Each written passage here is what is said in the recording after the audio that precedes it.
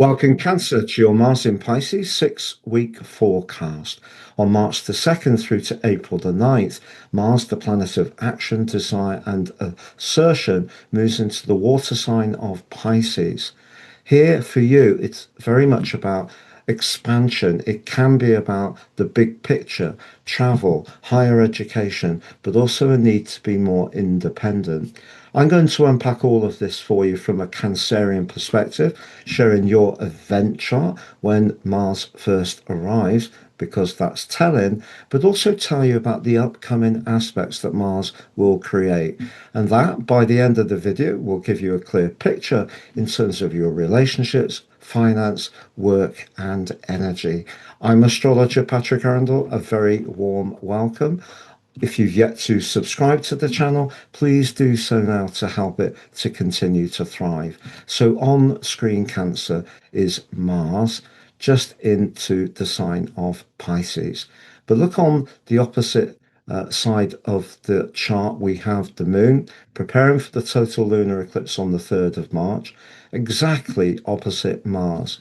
When the more masculine energies of Mars come up against the more feminine energies of the moon, we get conflict because Mars wants to crack on with things quickly and the moon needs to think about things, particularly in the precise sign of Virgo. But intersecting them in a T-square is the potentially restless energies of Uranus. Now, Uranus can be about innovation, and for the most part, over the last 7 years, it's given you a chance to move forwards in your life or connect with people who you feel share your values. But it may have also seen some changes around your long-term plan. And because the ninth house energy can be about your need to do your own thing and to create space and independence, and the moon can be about your home and emotional situation, but also your daily life patterns. Very Virgo, very third house. If you rush things, because Uranus is creating a heightened sense of tension right through this next 6-week period, whatever you think about or whatever you are contemplating, don't rush it. It really won't be to your advantage. Also, Mercury, the planet of communication, continues its retrograde in this part of your chart. So if you are researching anything or trying to book any travel plans, you need to be really meticulous. However, Venus here is in a very strong link with Uranus. And if there is someone on your cosmic horizon who's a bit different, maybe someone who's a bit of a free spirit, but someone you really feel there is an electric connection to, that relationship could take on a much more compelling energy over the next few weeks. But Mars here in the water sign of Pisces meets resistance of the water because Mars is in a hurry and therefore the water slows things down and can dissipate its drive. So if you are thinking about doing something more expansive or in contrast trying to escape something that's been pinning you in and making you feel thwarted of late, it wouldn't be a complete surprise. But whatever it is that you're drawn towards at the moment, as much as there can be a great sense of excitement, it's important just to slow it down. Now, in the middle of March, in week 3, the retreating Mercury meets the advancing Mars. If you are going to be traveling anywhere, particularly on the 15th when it's exact, again, it is a case of less haste and more speed. But towards the end of March, things really start to open up in a very potentially beneficial way for you because Jupiter, the planet of luck, which is retrograde in your sign and has been there for 4 months, goes direct on the 11th of March. And as Mars comes forwards, the two are aligning splendidly.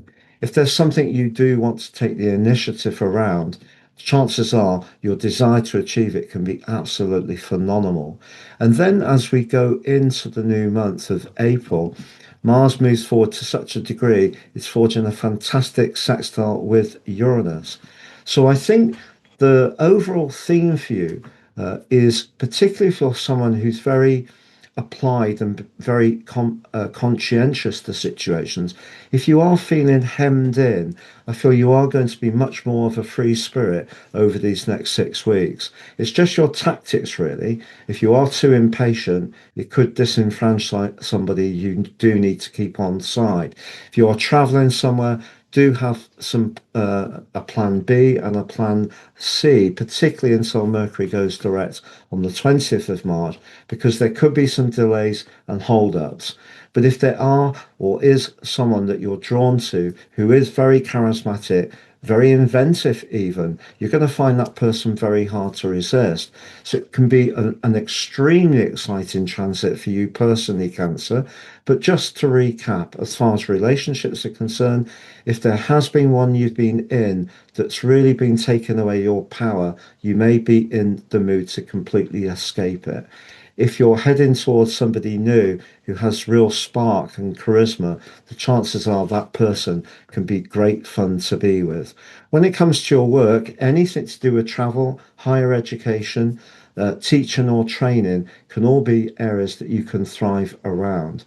And when it comes to your overall energy, because Saturn, the planet of limitation, is in the part of your chart very much to do with your work, if you are in a job at the moment which is very routine, workaday, and doesn't have much soul purpose within it for you, the need to escape that can be just as strong as the need to escape a dull relationship. So do expect yourself to be much more spontaneous, much more in the mood to welcome variety. And as they say, variety is the spice of life. Please check out my new website at patrickarundel.com. Unlike a lot of astrology websites, which I think are very generic and don't have much soul, ours just is absolutely packed full of lots of different information. Check out your love horoscopes there every single day. To understand what March holds for you, please click on the screen. To understand what the total lunar eclipse holds for you, please click on that video.